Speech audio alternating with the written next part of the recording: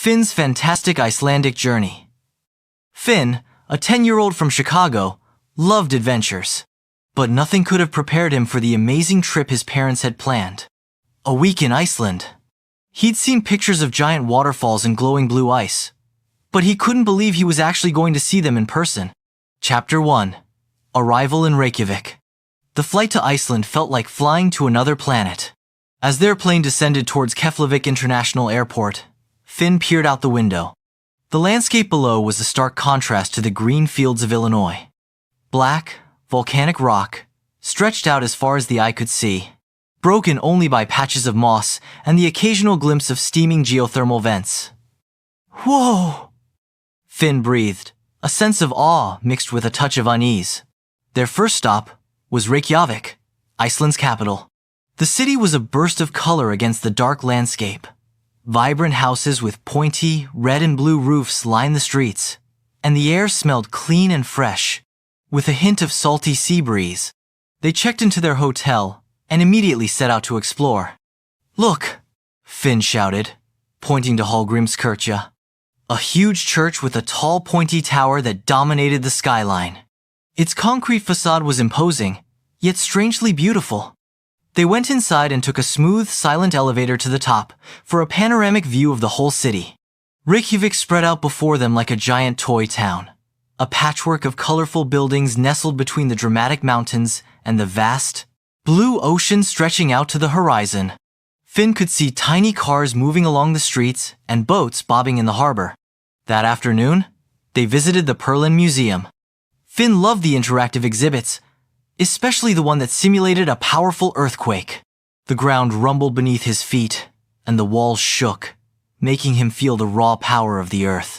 He also got to stand on a platform surrounded by a realistic recreation of the northern lights. Swirling curtains of green and purple light danced around him, like magic, even though he knew it wasn't the real thing. Chapter 2. The Golden Circle's Geothermal Wonders. The next day, they rented a car and drove the famous Golden Circle route. Their first stop was Þingvellir National Park. The landscape here was dramatic, a wide valley carved by tectonic forces, with towering cliffs on either side. This place is super important, Finn's dad explained.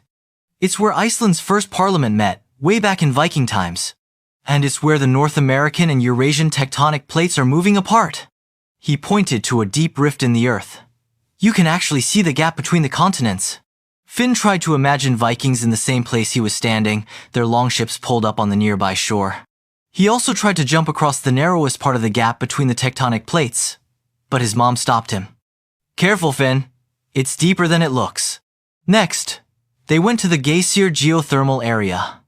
The ground here was bubbling and steaming, and the air smelled strongly of sulfur. Finn held his breath as they waited for the Strokkur geyser to erupt. The anticipation was thick in the air. Suddenly, with a deep rumble that vibrated through the earth, a giant column of boiling water shot high into the air, reaching incredible heights. Finn gasped, his eyes wide with amazement. That's incredible! Droplets of water rained down on them, warm and slightly sulfuric. Their final stop on the Golden Circle was Gullfoss, a massive waterfall. The water didn't just fall. It thundered down into a deep, narrow canyon, creating a huge mist that rose up like a giant cloud filled with rainbows. Finn felt the spray on his face, a cold, powerful sensation, and imagined the sheer, raw power of the water. The ground trembled beneath his feet from the force of the falls. Chapter 3. South Coast Adventures. The next few days were spent exploring Iceland's south coast. The landscapes were even more amazing and varied than Finn had imagined. They visited Seljalandsfoss waterfall, where you could actually walk behind the falling water.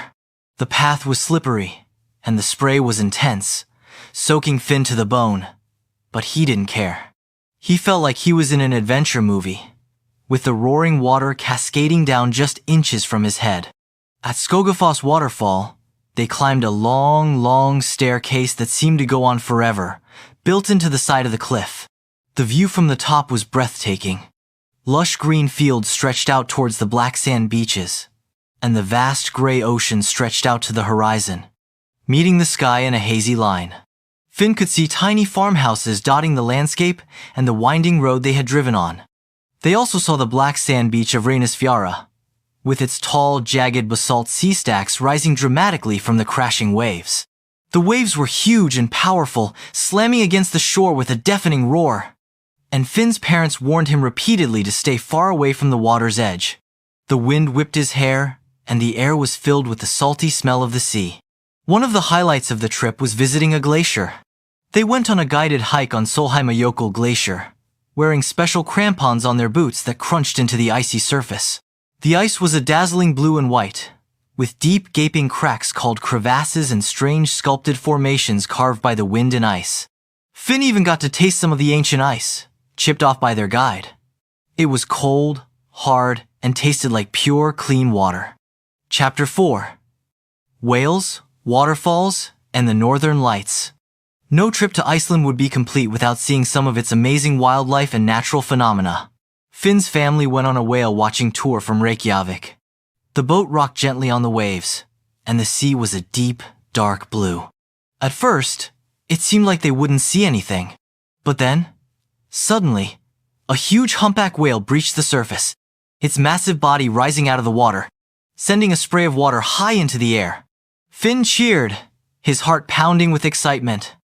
They also saw some playful dolphins swimming alongside the boat, leaping and splashing in the waves. They also stopped to admire the unique Icelandic horses. They were smaller than the horses Finn was used to, with thick, shaggy manes and a special, smooth gait called a tolt. They seemed to prance across the fields with a special elegance. Since Finn and his family visited Iceland in the winter, they had a chance to see one of nature's most spectacular displays, the Northern Lights. One night, away from the city lights, they waited in the cold, dark stillness. Suddenly, faint green streaks appeared in the sky. As they watched, the lights grew stronger, swirling and dancing across the heavens. They shimmered and pulsed, transforming into vibrant ribbons of green, purple, and white. It was an ethereal, breathtaking spectacle, like the sky was alive with glowing energy. Finn was speechless, mesmerized by the otherworldly beauty. His parents explained that the lights were caused by charged particles from the sun interacting with the Earth's magnetic field. Chapter 5. A final soak and farewell. On their last full day, Finn's family visited the secret lagoon, a natural hot spring. The water was warm and relaxing. A milky blue color, rich in minerals, and steam rose from the surface, creating a mystical, almost otherworldly atmosphere. Finn floated around, feeling the tension melt away from his muscles, looking up at the steam rising into the cool, crisp air. It was the perfect way to unwind and reflect on their incredible week of adventure. As their plane took off from Keflavik, Finn looked out the window at the receding coastline. The black lava fields, the snow-capped mountains, and the endless expanse of the North Atlantic Ocean stretched out below, a rugged and beautiful landscape that had captured his heart. He thought about all the amazing things he had seen and done. The colorful city of Reykjavik, the erupting geysers of the Golden Circle, the thundering waterfalls of the South Coast, the playful whales in the icy sea, and the magical dance of the Northern Lights. Each experience was etched into his memory, a vivid tapestry of sights, sounds, and sensations. He had learned about the power of nature, the history of the Vikings, and the unique culture of Iceland. A place where ancient traditions and modern life intertwined. He felt a connection to this land of fire and ice, a feeling of awe and respect for its raw beauty and untamed spirit. Though he was leaving, a part of him would always remain in Iceland, in its vast landscapes and its welcoming people. "I can't wait to come back someday," Finn said, his voice filled with a sense of wonder and longing. And he knew, deep down, that he would. He would return to explore more of this incredible island, to seek out new adventures, and to relive the magic of his first Icelandic journey. What part of Finn's adventure would you most like to experience? Would you rather see the erupting geysers, the giant waterfalls, the playful whales, or the magical Northern Lights? If you loved following Finn's journey, be sure to like this story and subscribe for more exciting travel tales.